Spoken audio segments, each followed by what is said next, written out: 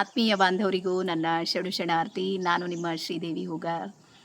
ನಾನು ಈ ಗಾರ್ಡನನ್ನು ಓಡಾಡುವಾಗ ನನಗೆ ಈ ಕಲರ್ಸ್ನ ಫ್ಲವರ್ಸ್ ಇವೆ ನೋಡ್ರಿ, ಇವು ಭಾಳ ಅಟ್ರ್ಯಾಕ್ಟ್ ಆದವು. ನಾನು ಆ ಕಡೆ ಹೋಗೋಳು ವಾಪಸ್ ಈ ಕಡೆಗೆ ಬಂದೆ. ರೀಸನ್ ಏನು ಅಂದ್ರೆ, ಈ ಕಲರ್ ಇದೆ ನೋಡ್ರಿ, ಇದು ನನ್ನ ಫೇವ್ರೆಟ್ ಕಲರ್. ಹಾಗಾಗಿ ಇಲ್ಲಿ ನಾವು ಅರ್ಥ ಮಾಡ್ಕೊಳ್ಬೇಕಾಗಿರುವಂಥದ್ದು ಏನು ಅಂದ್ರೆ, ಪ್ರತಿಯೊಂದರಲ್ಲೂ ಸಮೇತ ಅದರದೇ ಆಗಿರುವಂಥ ಫ್ರೀಕ್ವೆನ್ಸಿ ಮತ್ತು ಎನರ್ಜಿ ಇದೆ ನೋಡ್ರಿ, ಅದು ಅದರದೇ ಸ್ವಭಾವಕ್ಕೆ ಏನು ಮಾಡುತ್ತೆ ಅಂದ್ರೆ ಅಟ್ರ್ಯಾಕ್ಟ್ ಆಗುತ್ತೆ. ಹಾಗಾಗಿ ನನಗೆ ಈ ಕಲರ್ ಭಾಳ ಫೇವ್ರೇಟ್ ಇದೆ, ಹಾಗಾಗಿ ಇದು ನನಗೆ ಅಟ್ರ್ಯಾಕ್ಟ್ ಮಾಡ್ತು. ಅದೇ ರೀತಿ ನಿಮ್ಮ ಜೀವನದಲ್ಲೂ ಸಮೇತ ಇವತ್ತಿನ ಪರಿಸ್ಥಿತಿಯಲ್ಲಿ ಏನೆಲ್ಲವೂ ನಡೀತಾ ಇದೆ ನೋಡ್ರಿ, ಅದು ನಿಮಗೆ ಅಟ್ರ್ಯಾಕ್ಟ್ ಮಾಡ್ತಾ ಇದೆ ಅಂತ ಅರ್ಥ.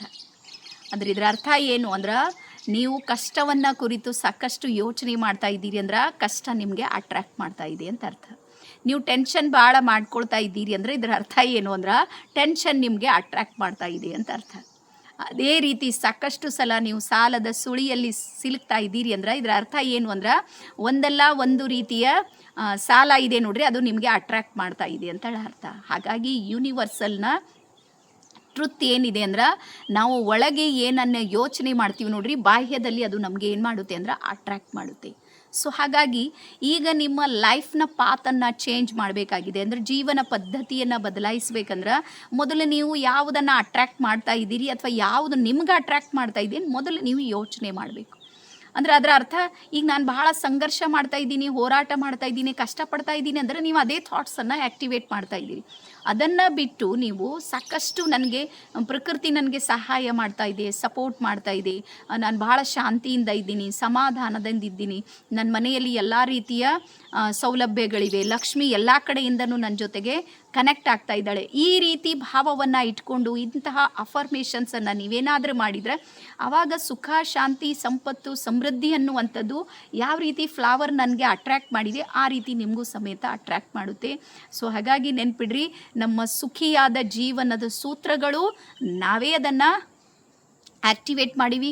ಅದ್ರ ವಿರುದ್ಧನೂ ನಮ್ಮ ಜೀವನದಲ್ಲಿ ಏನಾದರೂ ನಡೀತಾ ಇದೆ ಅಂದ್ರೆ ಅದಕ್ಕೂ ಸಮೇತ ಬೇರೆಯವ್ರು ಯಾರು ಕಾರಣ ಇಲ್ಲ. ಸಾಕಷ್ಟು ಸಲ ನಾವು ಹಣೆ ಬರ ಅಂತೀವಿ, ಹಣೆ ಬರ ಅನ್ನುವಂಥದ್ದು ಏನಿಲ್ಲ. ನೀವು ಏನು ಒಳಗೆ ಯೋಚನೆ ಮಾಡ್ತಾ ಇರ್ತೀರಿ ಬಾಹ್ಯದಲ್ಲಿ ನಿಮಗೆ ಅದೇ ಕಾಣ್ತಾ ಇರುತ್ತೆ. ಹಾಗಾಗಿ ತಮ್ಮೆಲ್ಲರಿಗೆ ಹೇಳೋದೇನು ಅಂದ್ರೆ, ಯಾವಾಗಲೂ ಸಕಾರಾತ್ಮಕವಾದ ವಿಚಾರಗಳನ್ನು ಮಾಡಿರಿ.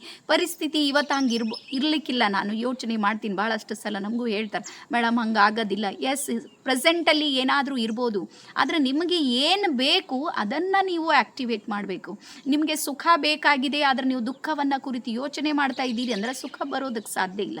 ಹಾಗಾಗಿ ನೀವು ದುಃಖದ ಸಂದರ್ಭದಲ್ಲೂ ಸಮೇತ ಪರಮಾತ್ಮ ನನಗೆ ಜೀವಂತ ಆಗಿಟ್ಟನಲ್ಲ, ಭಾಳ ಧನ್ಯವಾದ, ಅಥವಾ ನಾನು ಸುಖಿಯಾಗಿರೋದಕ್ಕೆ ಇಷ್ಟೆಲ್ಲನೂ ಜಗತ್ತು ನನಗೆ ಸಪೋರ್ಟ್ ಮಾಡ್ತಾ ಇದೆ, ಈ ರೀತಿ ವರ್ಡ್ಸ್ಗಳನ್ನು ನೀವು ಹೇಳ್ತಾ ಬಂದ್ರೆ ಅದು ಆಟೋಮೆಟಿಕ್ ಏನಾಗುತ್ತೆ ಅಂದರೆ ಚೇಂಜ್ ಆಗುತ್ತೆ. ಅದು ಒಂದು ಬ್ಯಾಲೆನ್ಸ್ ಇರುತ್ತೆ ನೋಡ್ರಿ, ಅದು ಬ್ಯಾಲೆನ್ಸಿಂಗ್ ನಿಮಗೆ ಬದಲಾಗ್ತಾ ಇರುವಂಥದ್ದನ್ನು ನೀವು ಗಮನಿಸ್ತಾ ಇರ್ತೀರಿ.